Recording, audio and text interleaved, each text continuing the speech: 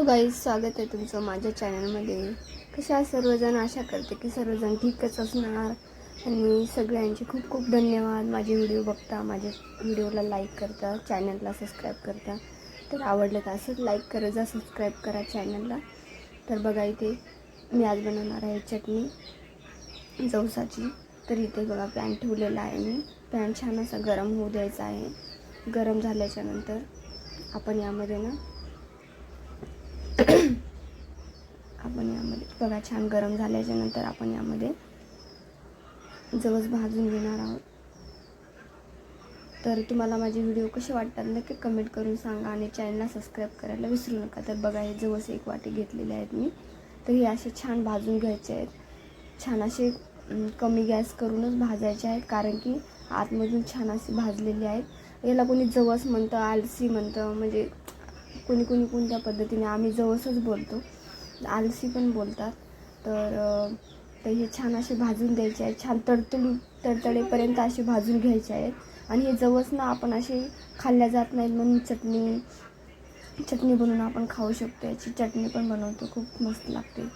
तर हे ना खूप गुणकारी आहे, खूप शरीरासाठी चांगले असते जवस. आपल्या केसांसाठी पण खूप चांगले असतात. त्यामुळे ना हे जवस खाल्ले पाहिजे आपण. तर आपण असे खाल्ल्या जात नाही, म्हणून याची चटणी बनवून खायची, तर खूप चटणी खाल्ल्या जाईल आपल्याला. तर अशा पद्धतीने बघा, हे जवस असे छान तडतडू लागले की, तडतडले की छान असे भाजले की आपण काढून घ्यायचे आणि छान असं परतून घ्यायचं आहे.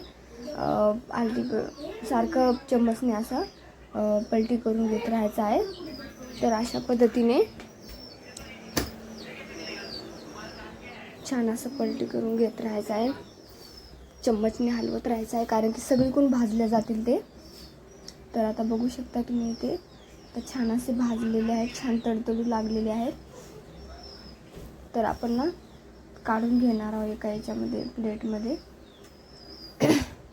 तर खूप मस्त याचा वास पण खूप मस्त येतो. जेव्हा भाजले ना तेव्हा खूप मस्त वास येतो याचा, तेव्हा समजून जायचं. आणि तडतडू लागले आणि कमी गॅस, फास्ट गॅस फटाफट भाजले असं नाही, कमी गॅस करूनच भाजायचे आहे. तर कमी गॅस करून भाजल्यानंतर ना सगळीकडून भाजतात ते, त्यामुळे अशा पद्धतीने भाजायचे आहेत आपल्याला. तर इथे छान तडतडू लागले की गॅस बंद करायचा, नाही तर कमी एकदम स्लो करायचा. तर बघू शकता इथे मी झालेले आहे. आता आपण यामध्ये तेल घालणार आहोत. थोडंसं तेल घालायचं आहे. तेल घातल्याच्यानंतर त्यामध्ये आपण सगळ्यात पहिले तर मिरच्या भाजून घेणार आहोत. सुक्या मिरच्याच घालायच्या आहेत. खूप छान चव येते सुक्या मिरच्यांनी, खूप टेस्टी लागते चटणी. लाल मिरची पावडर पण टाकू शकता तुम्ही, असं काही नाही, पण अशी मिरच्या एकदा घालून बघा, खूप छान टेस्टी लागतात. तर अशा पद्धतीने ना मिरच्या अशा खरपूस भाजून घ्यायच्या आहेत. सगळे डाग पडेपर्यंत, काळ्या होईपर्यंत छान भाजून घ्यायच्या आहेत, कारण की ना खरपूस भाजल्या ना तर मिक्सरमध्ये पण छान अशा दळून जातील. तर अशा पद्धतीने छान भाजून घ्यायच्या आहेत मिरच्या आपल्याला तेलामध्ये. तर एकदम क्रिस्पी होईपर्यंत भाजायच्या आहेत आपल्याला या मिरच्या.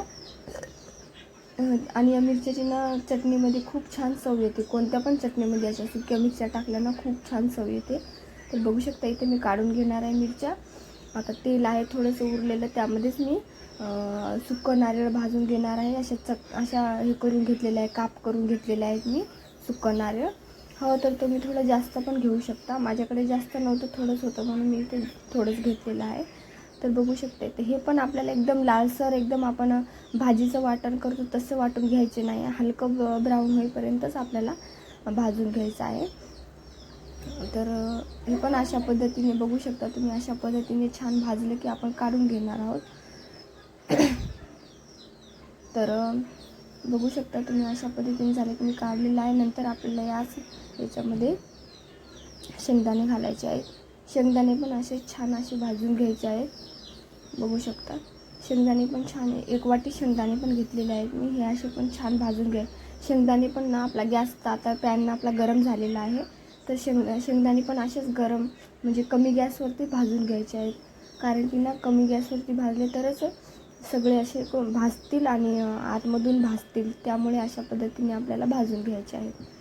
तर खरपूस भाजायचे आहे शेंगदाणे, तरच चव येते चटणीला, नाहीतर कच्चे राहता कामा नये. कच्चे राहिले ना तर चटणीचा वास पण येतो आणि चव पण लागत नाही तेवढी. तर बघू शकता शेंगदाणे पण आपले झालेले आहेत.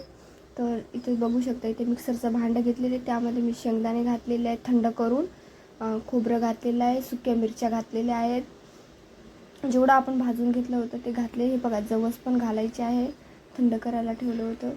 तर आता यामध्ये आपण घालणार आहोत लसूण. लसणाच्या पाकळ्या पण बघा, एक गड्डा मी लसूण घातलेला आहे. काही मी सोलून घेतलेलं आहे लसूण, काही तसाच आहे छिलक्यासोबतच. आणि जिरे पण घातलेलं आहे, जिरं पण छान प्रकारे घालायचं आहे.